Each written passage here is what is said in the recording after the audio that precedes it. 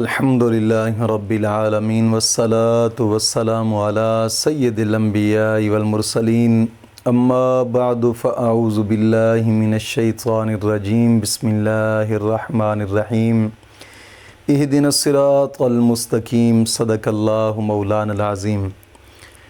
روحانی پاورفل وظائف میں سے آج ایک اہم سبق دوستوں کی فرمائش پر پیش کر رہا ہوں کہ شادی کے لیے جلد از جلد کوئی وظیفہ ہو۔ دوستوں کی فرمائش تھی اور اس فرمائش کو پورا کرنے کے لیے اس وظیفہ کو بھیج رہا ہوں۔ یاد رکھیے گا دوستو، یہ انتہا درجہ پاورفل عمل ہے اور کمال مجرب وظیفہ ہے۔ الحمدللہ بزرگان دین کی اکثر کتب کے اندر اس کو تعریر فرمایا گیا ہے اور یہ ایک خاص اسم اعظم ہے۔ اور اگر اس اسم اعظم کو ان شرائط کے ساتھ آپ کریں جو شرائط میں بتاؤں گا، یہ ایسے سمجھیں کہ چٹ منگنی پٹ ویا کا وظیفہ ہے۔ بہت ہی کمال اور مجرب شدہ عمل ہے یہ۔ الحمدللہ یہ چھوٹا سا عمل ہے، کوئی اتنا ٹائم بھی نہیں لگتا، لیکن ہے انتہا درجہ مجرب عمل، انتہا درجہ مجرب عمل ہے۔ اور اس کو وہ لوگ بھی کر سکتے ہیں کہ جو کسی خاص جگہ پہ شادی کرنا چاہتے ہیں، وہ بھی کر سکتے ہیں کہ یار جو چاہتے ہیں بس کہیں پر ہماری شادی ہو جائے، وہ بھی کر سکتے ہیں۔ اور وہ بھی کر سکتے ہیں کہ جن کے گھر کے اندر نا اتفاقیاں ہیں، نچاکیاں ہیں، میاں بیوی کے اندر محبتیں نہیں ہیں، ان کے اندر لڑائیاں جھگڑے رہتے ہیں، بہن بھائیوں کے اندر لڑائی جھگڑے رہتے ہیں۔ محبت کے لیے بھی بڑا کمال مجرب وظیفہ یہ الحمدللہ۔ لیکن اس کو کرنا ان شرائط کے ساتھ ہے جو شرائط میں بتاؤں گا۔ ظاہری بات ہے اگر شرائط پر آپ عمل نہیں کریں گے تو پھر رجت کا معاملہ بن جائے گا، اور جب رجت کا معاملہ بن گیا آپ پھر لاکھوں وظیفے کرتے رہیں، کوئی وظیفہ بھی اثر نہیں کرے گا۔ جب آپ رجت کے شکار بن جاتے ہیں تو پھر اس کا نتیجہ یہی نکلتا ہے۔ رجت ہوتی کیسے ہے؟ ایسے ہی ہوتی ہے، آپ نے کسی ایسے آدمی کا وظیفہ کر ڈالا جو خود کامل نہیں ہے، یا پھر وظیفہ کرتے کرتے چھوڑ دیا، ناغہ کر دیا، یا پھر کوئی شرائط چھوڑ دی ہے، پھر ان سے جناب علی رجت کا معاملہ بن جاتا ہے۔ اور جب رجت کا معاملہ بن گیا پھر آپ سوچتے رہ جائیں گے، کوئی بھی وظیفہ اثر نہیں کرے گا۔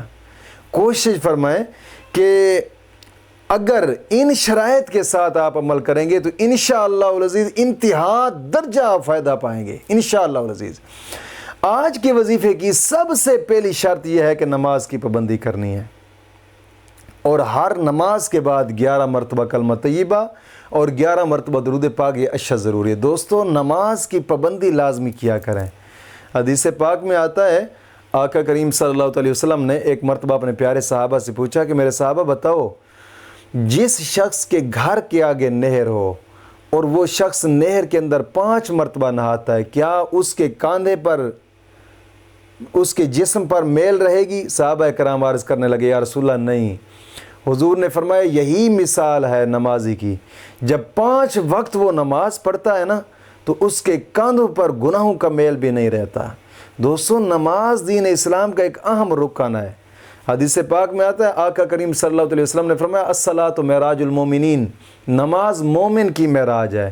اور ایک حدیث پاک میں فرمایا، حضور نے فرمایا کہ نماز میری آنکھوں کی ٹھنڈک ہے، اور نماز میری آنکھوں کی ٹھنڈک ہے۔ اور وہ کون سا امتی ہے یار جو حضور کی آنکھوں کو ٹھنڈک نہیں پہنچانا چاہتا؟ نماز تو دین اسلام میں بڑا اہم رکن ہے، اور یہی نماز ہی ہے جس میں انسان اپنے رب سے باتیں کرتا ہے۔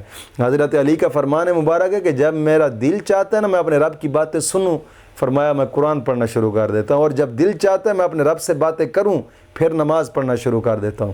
دوستو کوشش فرمائیں نماز کی پابندی لازمی کریں، اور ہر نماز کے بعد 11 مرتبہ کلمہ طیبہ اور 11 مرتبہ درود پاک یہ اشد ضروری ہے۔ اور دوسری شرط، اپنے تمام گناہوں سے توبہ اور آئندہ گناہ نہ کرنے کا ایک پختہ عزم کرنا۔ اللہ رب العزت قرآن کریم میں ارشاد فرماتا ہے ان اللہ یحب التوابین ویحب المتطہرین، گناہوں سے توبہ کرنے والوں اور صاف ستھرا رہنے والوں کو اللہ اپنا دوست رکھتا ہے۔ دوستو کوشش فرمائیں، یہ کوئی مشکل نہیں ہے، کوئی مشکل نہیں ہے یہ شرائط۔ گناہوں سے توبہ کریں گے، گناہوں سے توبہ کرنے کا سب سے پہلا فائدہ تو یہ ہوتا ہے کہ انسان کی دعائیں قبول ہوتی ہیں، اور دوسرا فائدہ یہ ہوتا ہے کہ انسان کی دل کی آرزویں پوری ہوتی ہیں۔ گناہوں سے توبہ کرنے سے دل کا بوجھ ہلکا ہوتا ہے، اور اللہ رب العزت قرآن کریم میں ارشاد فرماتا ہے توبوا الی اللہ توبۃ نصوحا، گناہوں سے ایسے توبہ کرو کہ دوبارہ تم سے کوئی گناہ نہ ہو۔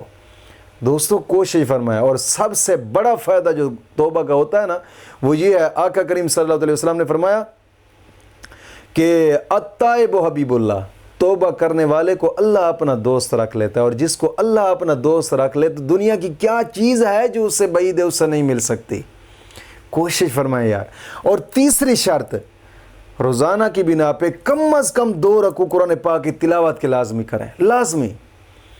ایک تو حدیث پاک میں آتا ہے کہ ہر حرف پر مولا کریم 10 نیکیاں عطا فرماتا ہے، 10 گناہ معاف ہوتے ہیں، 10 درجات بلند ہوتے ہیں۔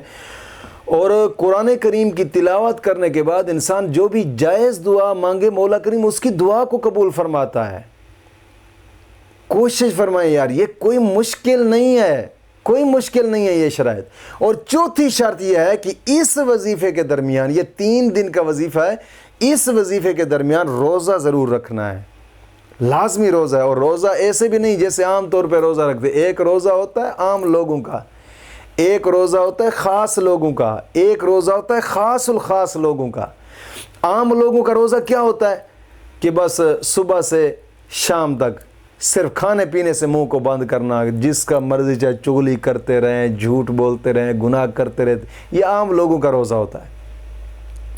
اور خاص لوگوں کا روزہ کیا ہوتا ہے؟ روزہ رکھا ہے، منہ کو جھوٹ سے بھی پاک رکھا، زبان غیبت سے بھی پاک رکھا، جناب علی کوشش کی کہ تلاوت کرتے رہیں، کانوں کو غلط بات سننے سے پاک رکھا، قدموں کو غلط جگہ کی طرف چلنے سے پاک رکھا۔ اور خاص الخاص لوگوں کا روزہ کیا ہوتا ہے؟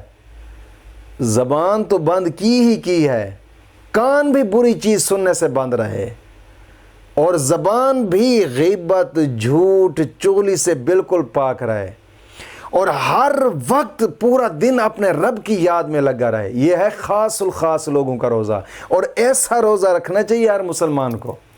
اس وظیفے کے درمیان بھی ایسا آپ روزہ رکھیں، پھر انشاءاللہ اس کا جب آپ فائدہ دیکھیں گے تو آپ حیران رہ جائیں گے۔ اور 5ویں شرط یہ ہے کہ اس وظیفہ کو کرنے سے پہلے، یہ ایک اسم اعظم کا وظیفہ ہے، تھوڑا بہت صدقہ لازمی کریں، لازمی جتنا ہو سکتا ہے۔ لازمی نہیں ہے کہ کوئی ہزاروں روپے ہوں، 1 روپیہ بھی اللہ کے راستے پہ خرچ کیا جائے نا رب کی رضا کے لیے، اللہ اس کو قبول فرما لے تو دنیا آخرت انسان کی سنور جاتی ہے۔ لیکن خالصتاً اپنے رب کے راستے پہ خرچ کریں، آپ صدقہ کریں، ساتھ کہیں غریب یتیم مسکین ہیں ان پہ خرچ کر دیں، یا پھر مسجد کوئی زیر تعمیر ہے اس پہ خرچ کر دیں۔ کہ حدیث پاک میں آتا ہے کہ جو مسجد کی تعمیر پہ آدھی اینٹ خرچ کرتا ہے مولا کریم اس کا بھی محل جنت میں بنا دیتا ہے۔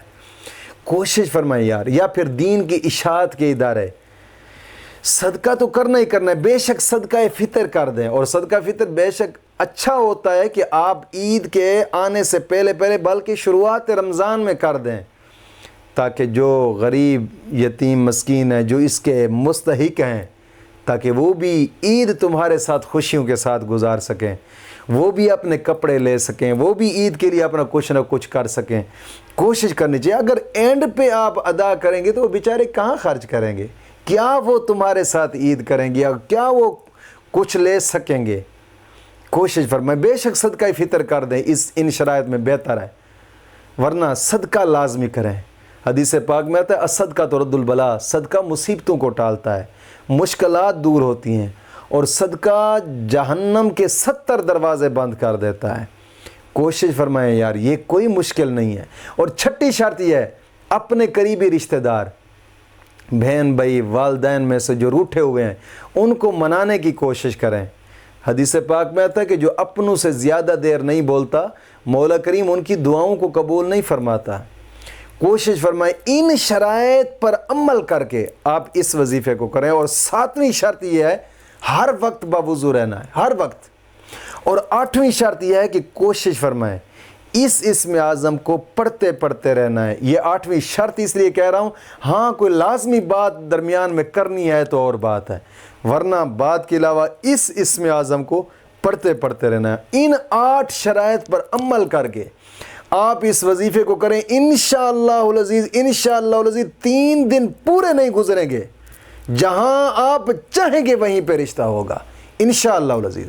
اور وہ اسم اعظم کیا ہے؟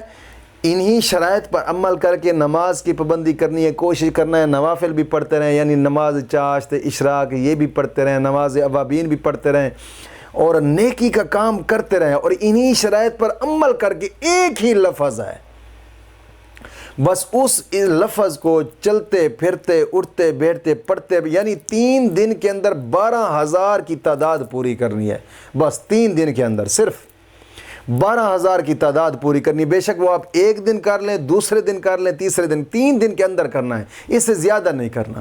وہ اسم اعظم کیا ہے؟ یا بدو ہو، یا بدو ہو، یہ رب تعالیٰ کا ایک خاص نام ہے، اور اس اسم اعظم کو آپ چلتے پھرتے اٹھتے بیٹھتے پڑھتے رہیں انشاءاللہ العزیز۔ انشاءاللہ العزیز ایسے جیسے چٹ منگنی پٹ ویا ہوتا ہے ایسے انشاءاللہ نکاح ہوگا اور ایسے شادی بھی ہوگی۔